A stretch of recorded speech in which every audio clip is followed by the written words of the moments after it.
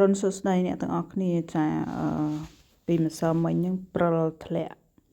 រៀងក្រាស់ដែរណាបងប្អូននៅម្ដុំខ្ញុំនេះហើយតិចតិចធ្លាក់ហើយតិចតិចធ្លាក់បើកថ្ងៃក៏ធ្លាក់ដែរឆ្នាំនេះណាបងប្អូនជាទូទៅពេលធ្លាក់ព្រិលចឹងរៀងងឹតល្ងឹតចឹងណាបងប្អូនចាវា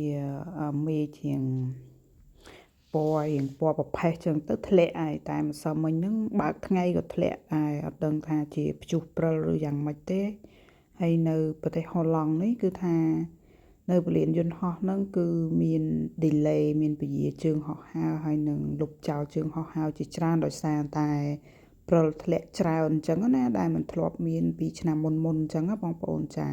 ហើយនៅតំបន់អឺរ៉ុបនេះភាគច្រើនគឺធ្លាក់ស្ទើរតែគ្រប់ទីកន្លែងបងប្អូននៅប្រទេសខ្ញុំមើលព័ត៌មាននៅប្រទេសប៉ូឡូញអូធ្លាក់ខ្លាំងមែនទែនទេសភ្លើងអីគឺគេបិទតែម្ដងគេរត់ទេចាបងប្អូនដោយសារតែព្រិលធ្លាក់ខ្លាំងពេកណាដែលអត់ធ្លាប់